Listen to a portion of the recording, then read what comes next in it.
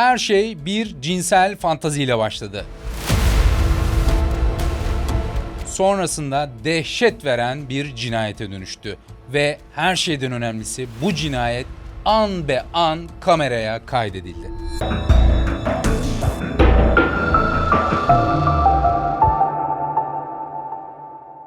Olaya geçmeden önce videomuzu hype'lamayı ve like'lamayı unutmayın. İyi seyirler.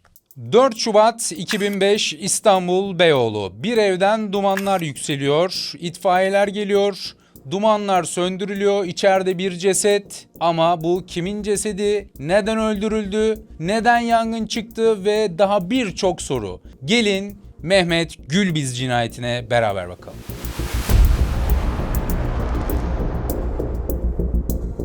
Peki Mehmet Gülbiz kim? Mehmet Gülbiz aslında ismi çok tanıdık gelmese de çok ünlü bir fotoğrafçı. Times'a, National Geographic'e, Atlas dergisine ve pek çok yabancı ve yerli dergiye, gazeteye fotoğraflar çeken ünlü bir fotoğrafçı.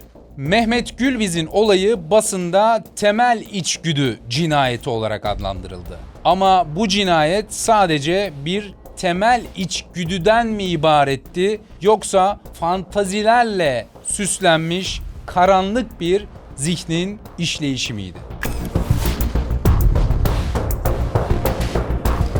Fail İranlı Parisa Eteşamlı adında bir kadın. Mehmet Gülbiz ile sosyal medya aracılığıyla tanışıyorlar. Bir süre sonra mailleşiyorlar ve Parisa Eteşamlı'yı Mehmet Gülbiz İstanbul'a yanına çağırıyor. Onu yanına çağırırken de açıkçası şunu söylüyor. Ben muhafazakar, kapalı toplumlarda büyüyen kadınlara ilgi duyuyorum. Bu beni çok tahrik ediyor. Daha sonrasında Parisa Eteşam'la Mehmet Gülbiz'in yanına İstanbul'a geliyor ve birkaç kez görüşüyorlar. Birkaç kez görüştüklerinde ise verilen ifadelere ve sonraki kayıtlara göre Mehmet Gülbiz Parisa Eteşam'la ile olan cinsel birlikteliklerini kayda alıyor ve Parisa Eteşamlı'nın da yine çıplak fotoğraflarını çekiyor. Daha sonrasında bağ kopuyor. Yani artık pek görüşmemeye başlıyorlar ve diyaloglar kesiliyor. Ancak belli bir zaman sonra Parisa Eteşam'la bu kez farklı bir kimlik ve bir nickname ile Mehmet Gülbiz'le yeniden iletişime geçiyor.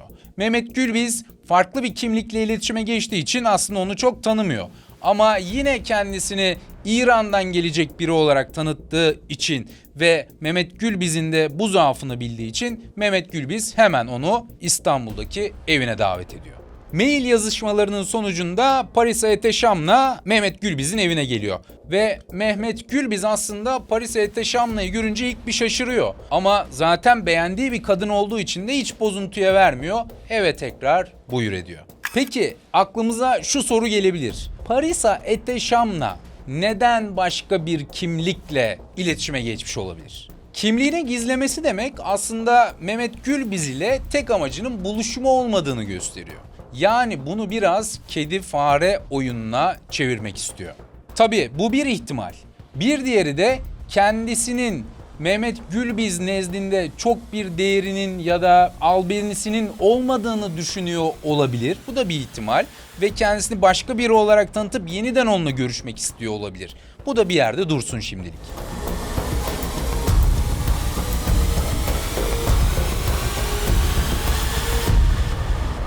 Ve gelelim olay gününe. 4 Şubat 2005 tarihinde Parisa Eteşam'la Mehmet Gülbiz'in evinde buluşuyorlar. Parisa Eteşam'la Mehmet Gülbiz'le aynı eve yeniden geldikten sonra bu sefer cinsel oyunlar başlıyor. Ve zaten basına yansıyan temel içgüdüye atıf da buradan geliyor. Temel içgüdüye biraz hemen böyle kısaca değinelim. Temel içgüdü filminde çeşitli cinsel fantazilerden sonra bir kadının yanındaki erkeği seks sonrası öldürmesini konu alan bir filmdir. Tıpkı bu filmde olduğu gibi Parisa Eteşam'la ve Mehmet Gülbiz arasında çeşitli cinsel oyunlar ve sınırları aşan cinsel fantaziler yaşanıyor. Bu fantazilerin neticesinde de Parisa Eteşam'la Mehmet Gülbiz'in ellerinden ve ayaklarından bağlıyor. Ayrıca şunu da söylemek gerekiyor ki Mehmet Gülbiz zaten fantaziye kendisini kaptırmış durumda. Çünkü Parisa Eteşam'la ile daha önce bu fantazi üzerine uzun uzun konuşmuşlar ve Mehmet Gülbiz'in telefondan çıkan kayıtlar Mehmet Gülbiz'in arkadaşlarına bu fantazileri iştahla anlattığını, ya Parisa benim üstüme krema sürecek, deli gibi kuduruyorum, bakalım neler olacak, İnşallah beni soymaz gibi mesajlar attığını görüyoruz. Tekrar olaya döndüğümüzde ne demiştik? Mehmet Gülbiz'in ellerini ve ayaklarını iple sıkı sıkıya bağlıyor. Ve Mehmet Gülbiz'in elleri ayakları bağlandıktan sonra da yine bu şekilde bir fantazi oyunu oynanıyor. Eller ve ayaklar bağlıyken uzun uzun sevişmelerde video kamerasının kaydına geçiyor. Sonra bir anda Parisa Eteşam'la Mehmet Gülbiz'e şunu diyor: ben hemen mutfağa gidip geliyorum. Aradan saniyeler geçiyor. Parisa Eteşam'la elinde av bıçağıyla Mehmet Gülbiz'in yanına dikiliyor. Ve orada şunu söylüyor: artık her şey bitti.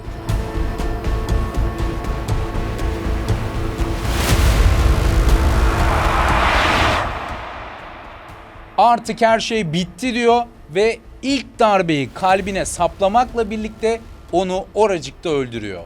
Ardından tam 38 bıçak darbesi daha bırakıyor.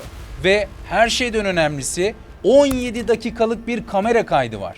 Ve bu 17 dakikalık kaydın 14 dakikası cinsel fantazi, son 3 dakikası ise tamamen bıçak darbelerine ve katliam kayıtlarına ait. Parisa Eteşam'la cinayeti işledikten sonra ilk önce etrafta bulduğu alkol şişelerini kurbanın üstüne, sonrasında eve döküyor ve evi ateşe veriyor. Evden ayrılmadan önce ise bu video kamerasının kaydını alıyor. Aynı zamanda da evdeki diğer kayıtların bulunduğu kasetleri yanında alarak evden ayrılıyor. Peki bu kadın bunu neden yaptı ve el ve ayaklarının bağlanması bize ne söylüyor? Aslında el ve ayaklarının bağlanması sadece bir fantazi olarak görünebilir. Çünkü bütün basına böyle yansıdı. Ama burada önemli olan bir başka detay var. Fantazinin çok daha ötesinde. Parisa Eteşam'la karşısındakini savunmasız bir hale getirmek istiyor.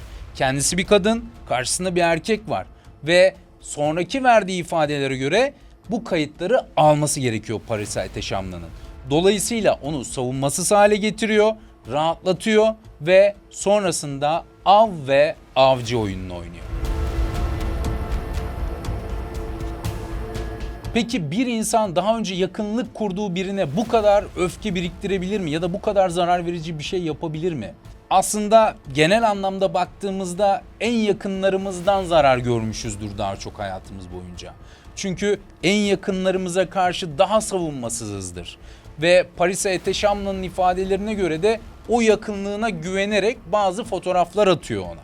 Ama daha sonrasında bundan çok rahatsız oluyor çünkü tehdit edildiğini söylüyor. Ve bu tehditler onun içinde büyük bir öfke kasırgasına neden oluyor. Kasırgaya dönüşmesinin sebebini aslında söyledim. Çünkü Parisa Eteşamlı'nın vermiş olduğu ifadelere göre Mehmet Gülbiz Parisa'yı kendisinde bulunan fotoğraflar ve cinsel dokümanlarla, yani kayda aldığı o görüntülerle tehdit ediyor. Ve diyor ki bunu İran'a gönderirsem seni yaşatmazlar diyor. Geleceksin, birlikte olacağız yeniden diyor. Aslında Parisa'nın korkusu bu yüzden iyice artıyor. Peki bu öldürmek için bir sebep miydi ya da neden öldürmeyi seçti gibi bir soru gelebilir akla. Burada yine iki durum var. Bunlardan bir tanesi kişinin cinselliği bir oyun haline getirerek sınır tanımazlığı diyebiliriz. Bu da nedir? Kişinin korktuğu anları kayda alması ve bundan haz duyması gibi bir şey ortaya çıkabilir. Bakın bu bir tarafta, bu bir patoloji, psikopatoloji. Ama bir de diğer taraf var. Yani öfkenin doruğa ulaştığı ve artık halk tabiriyle cinnet geçirdi diyoruz ya, kişi şuurunu kaybediyor. Öfkeden ne yaptığını bilemiyor. Bir de o taraf var. Dolayısıyla burada aslında ikisinin grift halde iç içe girmiş durumunu görüyoruz. Bir tarafta tehdit var, şantaj var, korkutma var. Bir tarafta ise zaten Parisa Eteşamlı'nın içinde olan o yıkıcı dürtünün ortaya çıkması için uygun bir zemin var. Peki bütün bunlar olurken Parisa Eteşam'la öldürdüğü anlarda ya da öldürmeden önce neden kaydı durdurmadı da devam ettirdi? Ve sonrasında onu yanına aldı götürdü. Burada aslında şöyle bir durum var. Belki de Parisa Eteşam'la bile isteye kaydı durdurmadı. Yani o içindeki bastırılmış olan yıkıcı dürtü dedik ya, belki de Parisa Eteşam'la gerçekten bu görüntüleri izleyip sadist bir şekilde bundan haz alacak. Parisa'nın yakalanma süreci nasıl başlıyor? Mehmet Gülbiz'in evinde polisin yaptığı aramalarda Parisa'nın adı Mehmet Gülbiz'in telefon kayıtlarında net olarak geçiyor. Çünkü Mehmet Gülbiz Parisa ile buluşacağını ve onunla çeşitli fantaziler yapacağına dair arkadaşlarına bir sürü mesaj atmıştı. Daha sonra Parisa yemek siparişi veriyor ama Mehmet Gülbiz'in mail adresi üzerinden veriyor bu siparişi. Ve böyle olunca da aslında bütün deliller Parisa Eteşamlı'yı işaret ediyor. Bütün bu işaretler ışığında Parisa Eteşamlı'nın bulunduğu Etiler'deki eve baskın yapılıyor. Ve Etiler'deki eve yapılan baskında Parisa Eteşamlı'nın Mehmet Gülbiz'in evinden aldığı kayıtlar ve bazı eşyalar Parisa'nın odasında bulunuyor. Parisa yargılandığında şunları söylüyor.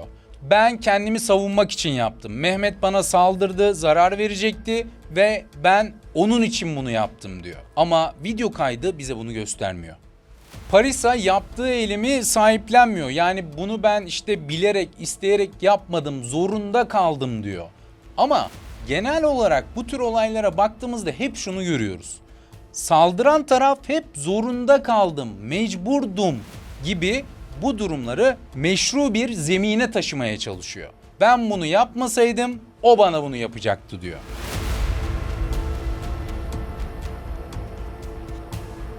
Mahkemenin kararı ise net. Bu bir akıl hastalığı değil, bilinçli, planlayarak işlenmiş bir cinayet. Bu dosyaya baktığımızda aslında fantazi dediğimiz kavram şiddete yani cinayete aracı kılınmış. Fantazi kılıfının altında bir cinayet işlenmiş. Bu tip fantazilerde her basamak aşıldığında doz biraz daha artar, biraz daha artar ve artık duygusal bağ yetmemeye başlar. Dolayısıyla şiddete başvurmak ister insan. Çünkü bu haz verir sadece ona. Duygusal yakınlık haz vermez. Belki de bu nokta da vardı. Bunu net olarak bilemiyoruz. Ama şunu unutmamalıyız. Sadistik fantaziler sigara içmeye benzemez. Onu alışınca bırakamazsınız.